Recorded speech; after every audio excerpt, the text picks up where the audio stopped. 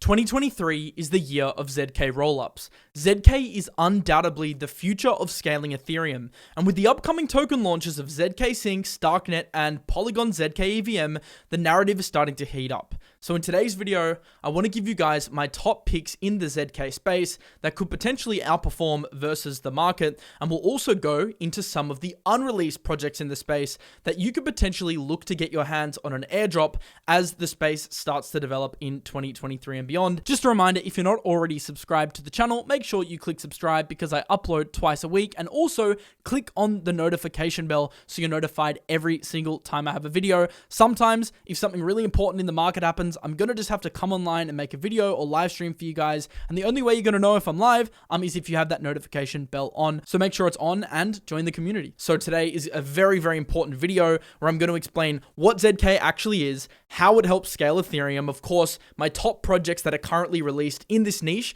that you can look to build some exposure to, and then also looking at some of the projects that aren't released that you can look at either getting an airdrop to or investing in the ecosystems, which could obviously be a very, very fruitful play. But I'll be giving you my entire playbook, my strategy, and kind of running you guys through step by step what I plan on doing with the ZK narrative. Before we get into all of that stuff, I just want to highlight well done to everyone that got on the Phantom trade from a few days ago. Last Sunday, I said that Phantom was going to be breaking out of this wedge, and if it did break out either way, I would be trading it accordingly. Of course, it ended up breaking out of the upside, and we did successfully not only break 50 cents, but also push up towards the 60-cent mark, where it now seems to be forming like a little bit of a bull flag on the shorter time frame. So well done to everyone that got on to the Phantom trade. It's just been great to see the Phantom ecosystem really coming back to life with some great announcements from the Phantom Foundation regarding FVM and some of the stuff they've been working on, like their gas monetization program, and then also having Andre back, giving regular updates, regular announcements. That's been really great. Remember, if you guys do want to trade, you can do so on BitGet. There's a link in the description. Right now, I'm giving away a ROLEX. So if you sign up for a BitGet account and open a trade, every single individual trade that you take is another entry to potentially win a ROLEX, which we're giving away on the 𝗕𝗆𝗘𝗫 channel. So if you sign up for a BitGet account, not only do you get the $8,000 deposit bonus, you can also potentially win a ROLEX. So if you want to trade, there's a link in the description. But let's get into the ZK narrative because it is heating up. But before we talk about individual protocols inside the narrative, of course, we have to discuss what exactly is ZK. Essentially, Ethereum has a big problem, and that is scalability. The network gets extremely congested, especially during the bull run. We saw just how high gas fees got, and despite them having a pretty well thought out roadmap to achieving eventual scalability and achieving network congestion alleviation, we are very far off the end result of that roadmap. And although the merge made really positive inroads into improving Ethereum as a blockchain as it transitioned from proof of work to proof of stake, there is still a ways to go. And in the meantime, we're going to need layer 2 ecosystems which develop and help support the Ethereum network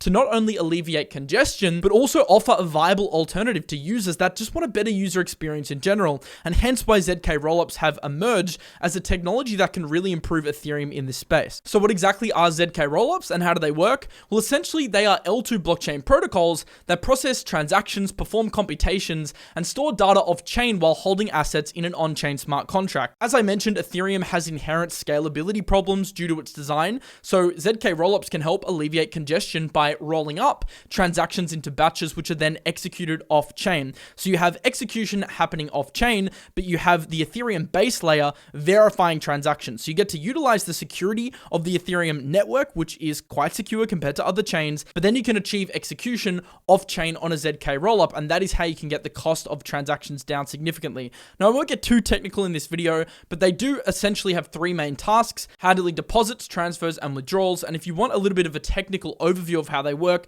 this is a simplified version of how a ZK rollup operates in relation to the base consensus mechanism of Ethereum. 𝗕𝗆𝗃, managing partner of Dragonfly, one of the biggest funds in crypto, who I interviewed just a couple of weeks ago, said that ZK rollups are one of the biggest narratives to look out for in 2023, and I would agree with him. He said, you're going to see ZK rollups come to market, and it's going to be a very interesting space to watch. And of course, he's very bullish on this being one of the ultimate ways to scale the Ethereum network. But why is the narrative gaining momentum now? Why have a lot of the tokens in the ZK narrative started to run, or at least started to break out of their ranges? Well, I think one of the major reasons for this is people are realizing that zkSync's token is right around the corner, and also the launch of StarkWare is right around the corner. And Polygon, who recently acquired Hermes network for $250 $250 million, which is a ZK-EVM solution, is launching their ZK-EVM right around the corner. So it is starting to kind of build a bit of a narrative because there's a lot of projects that people are really highly anticipating that don't yet have tokens that are about to get tokens. And there is an anticipation that a lot more liquidity is going to flow into this ecosystem, and that could potentially result in renewed interest in the ZK sector and the L2 sector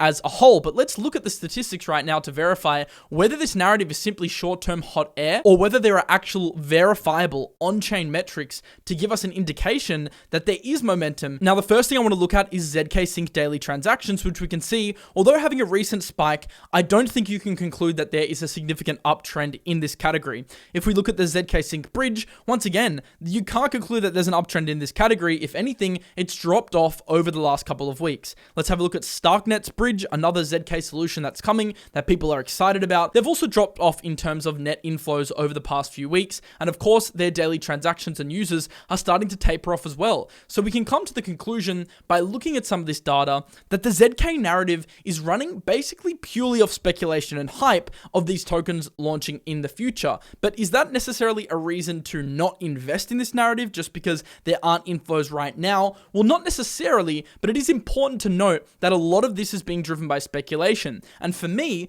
for it to become a sustainable rally long term, where these protocols experience inherent benefits of a growing ZK ecosystem, that's only going to happen once you get net inflows onto the chain. And we do want to see some of these metrics start to uptick for us to verify that it can be some price action that can sustain long term. And I do think we are going to see this once these tokens launch. Right now, there's not a huge amount of incentive for someone to bridge onto zkSync unless you're going for an airdrop or running a node or something like that. Same as StarkNet. There's not a whole lot of a reason for you to put your Ethereum on StarkNet right now. But once they launch and the ecosystems start to develop and flesh out a little bit, there will be more of an incentive. And the hope is that at that point, with liquidity coming into the ecosystem, there'll be a much more fundamental driver of the underlying price that is then going to result into positive price action for ZK related protocols. So in today's show, I want to look at some of the protocols on the market that you can add to your watch list, and potentially as we move closer to the release of StarkNet and zkSync, you can look at accumulating on pullbacks only, of course,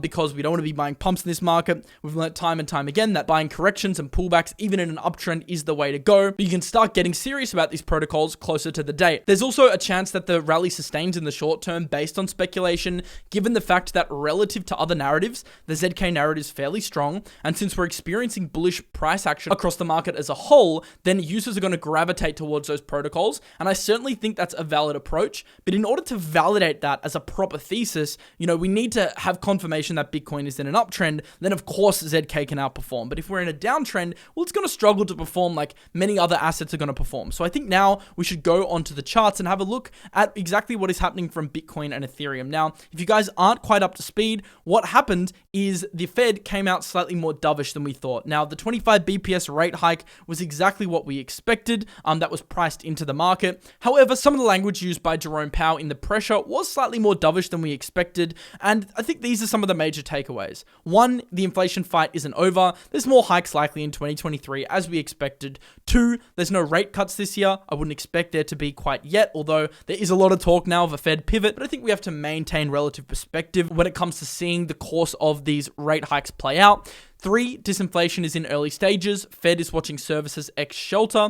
4, Congress must raise the debt ceiling, of course. And 5, his forecast is a soft landing, slow growth, a few layoffs. So overall, pretty much the exact same narrative that Jerome Powell has been pushing over the last few presses. I think just with the inclusion of slightly more dovish language than was expected by the market, he couldn't come out too rash in this presser and run the risk of recession fears heightening. So it does make sense why he did so, but I don't think he would have liked to see the markets absolutely exploding. And although kind of irrational, because the price action around FOMC is always a little bit dodgy, always a little bit manipulated, I do think there was a fundamental reason for why we did get this pump, because it does look like at least the likelihood of a Fed pivot at some point is slightly higher. So if we look onto the charts to see where the momentum is taking us, we can see Bitcoin broke out of the top of my key range here and is now starting to form a nice uptrend. So I think the next potential move for Bitcoin would be one of two things. Either it does break above the 23,946 level and hold above on on a higher time frame. I would like to see this happen on the 4 hourly,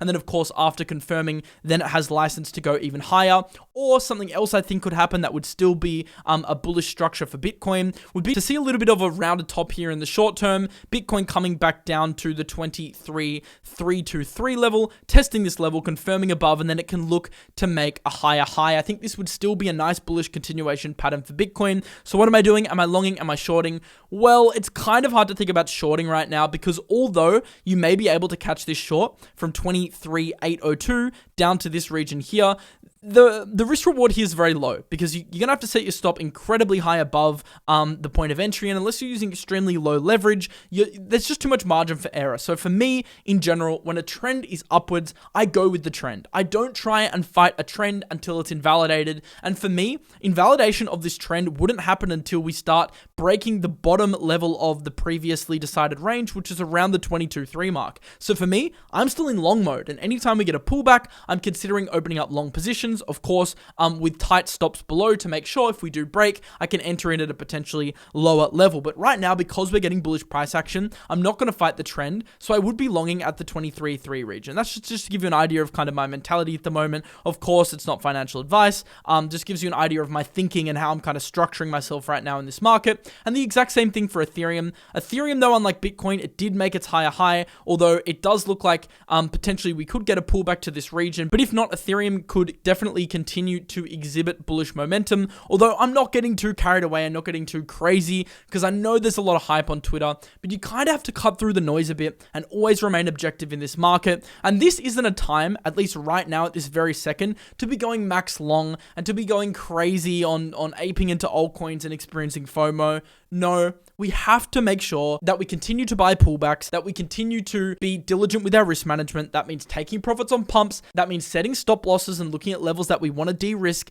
to make sure that we're constantly maintaining an optimal risk profile in this market, because this kind of price action is very easy to get wrecked in. So the kind of thing that I'd like to do, is buy on key levels of support, and obviously long when we do break resistance, and then confirm above key resistance and flip that into support, and then setting my stop losses below previous wicks as long as there's not too much of a discrepancy, that I'm kind of setting like a 30% stop loss. So aiming for that 10 to 15% stop, being diligent with my risk management, but also trying to trade the momentum of the market, which I believe is bullish. Now, of course, if the market is exhibiting bullish price action, then you got to be in the strongest narratives in order to take advantage of that price action. And one trade that we were in was the Phantom trade that did really, really well. Another trade that I shared with you guys on my Twitter the other day that did really well, and actually one that went up 100%, was DYDX, that we called it $1.30, and it ended up going to almost $3. And obviously we've had great trades like Gains Network. We called that AI narrative for a 5x. So we've done a lot of good trading over the last few months. And of course I share my trades with you guys on my Twitter, but also now on the channel. I'm going to start giving you guys more trades as I get into more consistent videos. But it is important to note that the strongest narratives will continue to outperform, and ZK could definitely be one of those. And that's why I'm going to give you my list of projects that are released and then also unreleased today, so you can kind of start to position yourself in that narrative if that's something you're interested in. But if you're interested in trading any of this price action, then of course we are running a massive deposit bonus on BitGet right now of up to $8,000. But more importantly, I'm giving away a Rolex. So if you sign up for a BitGet account using the link in the description, you have a chance to win a Rolex live on the show. Of course, we do our giveaways over on the Crypto Banter channel, which I'll also have linked in the description. And I just want to show you the Rolexes that we're giving away. We're actually giving away two, one for Bybit, one for BitGet. We got a nice stainless black Submariner there, and then a blue and a gold Submariner as well. So you could potentially win one of these watches just by signing up and trading. Remember, every single trade is an entry into the competition. So if you open 100 trades, you theoretically have a 100x chance of winning versus someone that just opened up one trade. So it's very easy. You literally just sign up, deposit, open trades with however much money you want, of course, and then you have a chance to win the Rolex, which we're giving away on Crypto Banter. And I'll keep you guys updated, of course, when we do that giveaway. But you still have, I think, a couple days to get involved, but time is running out because we're going to pick the winner very soon. We actually did pick a winner, and then they didn't claim their prize. So you're getting a second chance here to get involved. But let's get into the show and start discussing some of these ZK coins that I'm looking at. Now, the first one's Mina, and Mina is one that has run significantly over the last few weeks. Now, whenever something pumps like this, of course, you don't buy into the pump. You obviously buy the pullbacks and you look at buying key levels of support as long as Bitcoin maintains its uptrend. The thing to note about altcoins, and this isn't just specific to the ZK narrative, but altcoins in general, is that they're going to roughly follow Bitcoin and Ethereum's price action. So no matter how good an altcoin looks, or no matter how good a narrative looks, if Bitcoin's price action's trash, it's going to perform like trash. Luckily for the altcoins right now, Bitcoin's price action looks very good. So when Bitcoin pulls back to significant levels that you're happy longing at, then of course you can look at longing the coins with relative strength in the market. For example, ZK projects like Mina. So Mina on a pullback, I think would be a fantastic project to start looking at. And then you've also got other ones that I'll be talking about in this video, like 𝗕𝗕𝗃. But something to note is that this video is not just for the short term. Now, of course, I'm giving you the option to trade these coins if you're a trader and you want to play the shorter term speculation narrative. But remember what I said before. The real narrative I'm looking at is when zkSync and StarkNet and Polygon launches its zkEVM to the public. And when that happens, and we see the narrative pick up real steam, or maybe it happens a bit closer to the date in the lead up to that event, I think that's really when we're going to see some of these ZK protocols perform quite strongly. But of course, we're getting a speculation-based run-up, which is very tradable. But if you're not a trader, consider taking more of a long-term approach, DCAing into the market. And the way to make that decision is really just based on your risk tolerance. I personally like to split up my portfolio into 80 to 90%, which I construct as a portfolio. Within that portfolio construction, of course, I have some long-term holds, some medium-term holds, some short-term holds, and then I have 10 to 20% of my portfolio, which is more geared towards trading, whether that be active leverage trading, trading more short-term on some altcoins, and I kind of split it up like that, so I'm not risking all my capital swing trading in the market at once, but then at the same time, I'm also not limiting my gains just by holding spot constantly. So I feel like I have a good balance, but the balance that you choose entirely depends on your risk tolerance. And Mina's the first one I wanted to mention because they're the world's lightest blockchain. They use ZK-Snarks alongside a proof-of-stake consensus mechanism, and I think the tech is quite solid. Essentially, they reduce the amount of data that each user needs to download, with ZK-Rollups allowing nodes to store smaller proofs as opposed to the entire chain. The next one I like is IMX. Now, the IMX ecosystem is quite cool because it's essentially a blockchain that's designed entirely to optimize NFT trading and minting, and also gaming.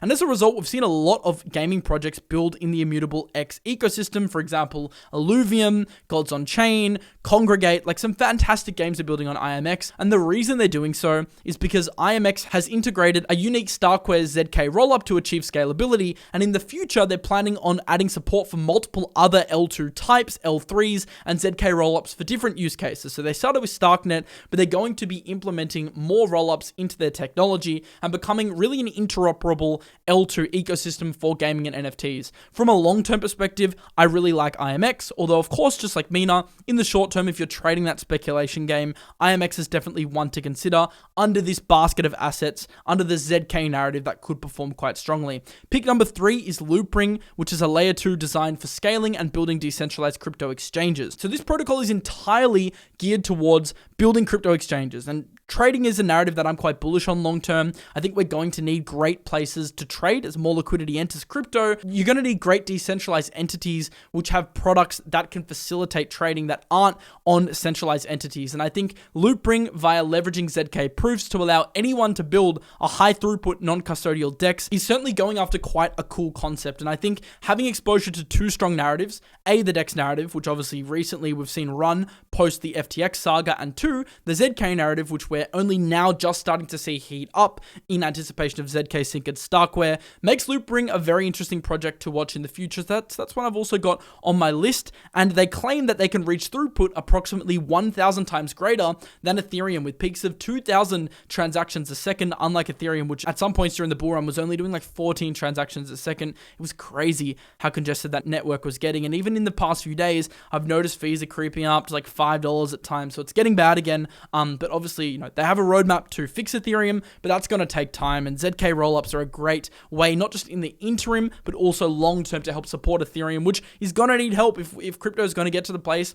where we think it can get to and operate as an independent economy. We're going to need block space, and we're going to need protocols that can assist the base layer. Of course, Ethereum having the first mover advantage has the inherent benefit here, but they're also actively supporting a lot of L2s. The Ethereum Foundation invests in in a multitude of L2 protocols, because they also believe in that vision as well, and they clearly get the use case of Vitalik actually wants to introduce ZK to Ethereum itself one day. So Syscoin is another one I'm looking at. Quite interesting because it combines Bitcoin's proof of work architecture and Ethereum's EVM into a single network. So they kind of claim that they're taking the best of the Bitcoin network and the best of the Ethereum network and kind of bundling it together. I'm not quite sure how that works in practice, but I think it's a pretty cool approach. And it allows them to create scalable smart contracts whilst maintaining network security. But I think the more interesting thing is their overall system design, which utilizes ZK-Rollups on the Syscoin layer 2 whilst being powered by an 𝗕𝗕𝗓𝗕, which is another version of the EVM, which can facilitate up to 200,000 transactions per second. That's obviously a theoretical limit. In practice, we haven't seen that nearly be tested, as most protocols in a testnet environment, they can do crazy numbers, but in practice, it's usually a lot lower. But still, I think their architecture is pretty cool. The whole Bitcoin security thing, it's novel. I don't know if I'm a huge fan. I'm not so tech orientated, but I do get what they're trying to achieve here. But Syscoin certainly is another coin that is in this narrative that definitely can capture upside from the hype around the ZK narrative as well. A smaller cap now that I wanted to look at is Dusk. So Dusk is a privacy-focused layer 1 blockchain, which is built for trading programmable, confidential, and compliant securities. So it's essentially a privacy blockchain for financial applications. So it does have enterprise use cases that I'd say are slightly greater than some of the other protocols on this list, and also utilize a ZKP system to protect their data in an affordable manner. And Mute is the last one I want to discuss before obviously we get into some of the juicy unreleased stuff, where potentially you can get an airdrop for one of the most exciting projects in crypto. But Mute is a ZK-Rollup based DEX, farming platform and bond platform built on Ethereum and zkSync. Essentially, it's a DeFi platform which leverages the benefits of ZK. So those are some of the protocols I'm looking at, but there is a nice graphic here which outlines a few of them. I think they're missing a couple, but they roughly cover most of the ZK narrative, the reasons why they're running, some of the benefits of each network, and also the valuation here on the left. I also put this in my thread. There's a link in the description to that, which gives you an idea of some of the coins that are pretty strong under the ZK narrative. But it's important to note, and I've kind of alluded to this before, but I'll say it again, a lot of this rally is based on speculation. Remember, just because something has ZK tech doesn't necessarily mean that it captures upside to zkSync. Like in theory, if someone deposits $10 into zkSync, it doesn't mean that $10 of value should be accrued to the Syscoin network, or the Loopring network, or the Mina network, because they're not the same thing. But overall, I think what happens when a ZK protocol gains traction, if that is indeed what ends up happening in the future, it kind of makes people realize and think about ZK as a potential use case, and that promotes almost organically the use cases and also puts attention on other protocols that are utilizing ZK technology, like the aforementioned protocols. So a lot of this will just trade on hype and speculation, just like when ChatGPT launched and did really well and got 1 million users in 5 days. A lot of the AI protocols run, even though they had nothing to do with ChatGPT. It's kind of similar in the sense that speculation does drive these narratives, but I think the major difference is there's actually an underlying technology here which benefits the upcoming platforms, but also is integrated into current platforms which also receive a benefit and also receive exposure as a result of those newer and upcoming ecosystems doing well. So I think, yes, there is a bit of hot air in this narrative, especially when we look at some of the current statistics, but at the same time, there are opportunities, and that becomes hard to deny when you are getting bullish price action from Bitcoin, because the narratives with relative strength in this market, we've seen them absolutely run, guys. So what I want to talk about now is the unreleased projects which leverage ZK, because some of these ones, they're going to be those big ones, those big hitters that potentially can give out massive airdrops and potentially can reward early investors quite heavily if that's in the base token or the ecosystem. But there are a few clear standouts, and honestly, I'm more interested in the unreleased projects than the released projects, because the unreleased projects, they've taken their time, they've been developing, they've got big backers, and some of the ecosystems are startling to me, and some of the backing numbers are startling to me. So without further ado, let's just get into some of these protocols that I'm really excited about. Now, zkSync, obviously this is the one everyone knows about. It's the end game for scaling Ethereum, and they're pretty heavily backed by the likes of A16Z, Dragonfly, Lightspeed, raising over $400 million at a multi-billion-dollar valuation. Now, their full mainnet hasn't launched yet, but the ecosystem is already vast, and I think it's going to be a behemoth in the ZK space. And obviously a behemoth in crypto needs behemoth backing, and that's exactly what it got by a variety of VCs, which are really backing ZK to succeed.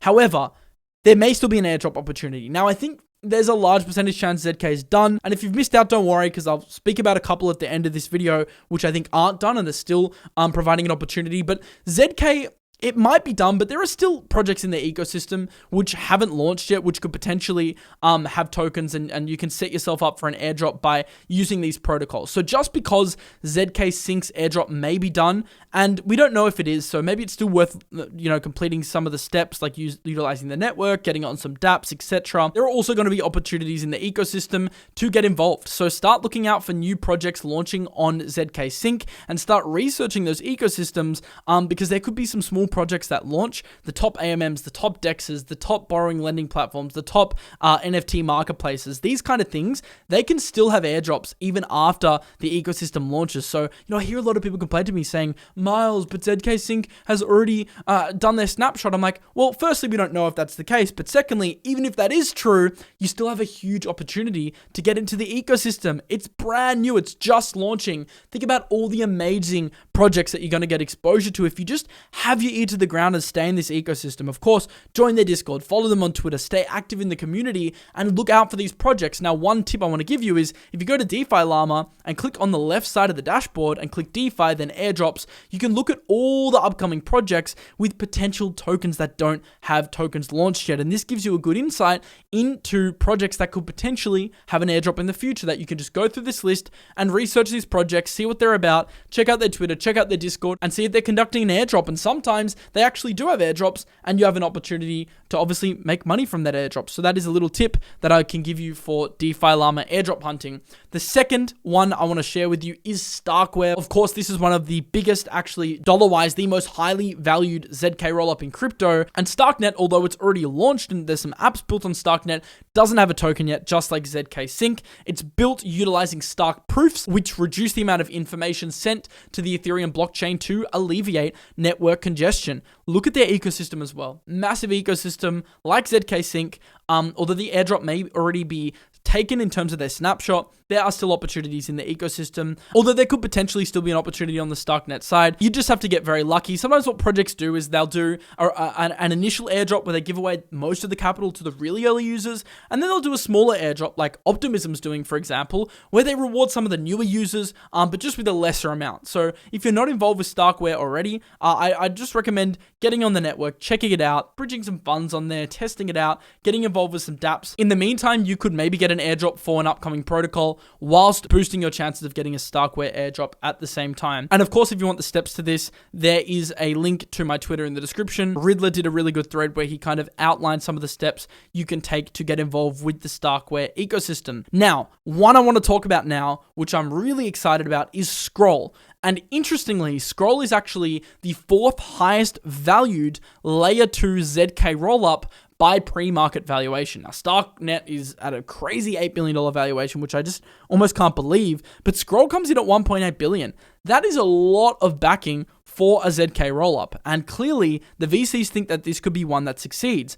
But the cool thing is, you're actually much earlier to Scroll than you are to StarkNet or zkSync, because they do have a token on the horizon, and I think there's going to be an airdrop opportunity here. So if you want exposure to the Scroll airdrop, there is a really good thread by 𝗕𝗆𝗃𝗧𝗚, which runs you through some steps. Basically, join the Discord, open their pre-alpha site, join their testnet to add their network to your MetaMask, claim some testnet tokens through their faucet, then utilize some of these tokens on the network via their bridge, via some of their dApps, and just use the network and get involved with the network. But one that you can also look at getting is the Aztec network, which is another really exciting upcoming ZK-L2 solution. Now, Aztec, interestingly, is actually privacy focused, so it combines ZK rollups, but also inbuilt privacy mechanisms into the consensus mechanism on Ethereum, bringing confidentiality and cost savings to Ethereum. They also did a massive raise, $100 million, led by A16Z, and they might also have an airdrop in the future. So similarly to Scroll, you're a little bit earlier to this one, and I think there is still a chance to put yourself in a position to get an airdrop. Olympio did a great thread, and essentially he outlines the steps, but it's as simple as going to their website, zk.money, clicking shield now, retrieving your address, using some of the DeFi features, shielding some Ethereum, sending money between wallets, and also withdrawing funds back onto the L1s. Of course, Olympio did a thread on the steps to get the Aztec airdrop, but I think this is one definitely worth going for. And of course, we also have Polygon's ZkEVM launching in the near future. They acquired Hermes Network, and they are going to be baking that into the MATIC token. And I've done a full deep dive on MATIC if you want to go look through that thread. And an interesting one, this is a bonus one that not many people are talking about, but I think is really cool, is Axiom, which is a ZK co-compressor for Ethereum, which is essentially, although not a ZK rollup, an application that shows us just the potential that ZK rollups can unlock. And it gives us an indication of how ZK rollups can be used in a practical sense. What it does, in layman's terms, is allows developers to query on-chain data and get a trustless response via ZK, allowing developers to enhance their dApps with ZK in an efficient manner. And I highly recommend checking out their explainer on the Axiom Twitter because it's super interesting. And I think it is just an example of some of the possibilities that ZK can unlock. So I firmly believe that 2023 is the year of ZK rollups. It's clear to me now with all these upcoming projects releasing that are super exciting, all these current projects releasing that are also quite exciting, and then multiple airdrops in the space, and just a better market environment in general, that it's really primed to be a big year for this narrative. And hopefully after watching this video, you have a better idea as to what ZK rollups are, how they work, and also some of the tokens I'm looking for in the ecosystem. But of course, if I missed any, let me know in the comments. I'd be very interested to know what you think. And if you're not already subscribed, make sure you subscribe to the channel and click the notification bell. I will see everyone on Saturday for my weekly iteration of Rapid Alpha, the show where I break down the biggest news in crypto and give you my opinion. So I will see you then. But until then, I'll see you in the next one, guys. Peace out.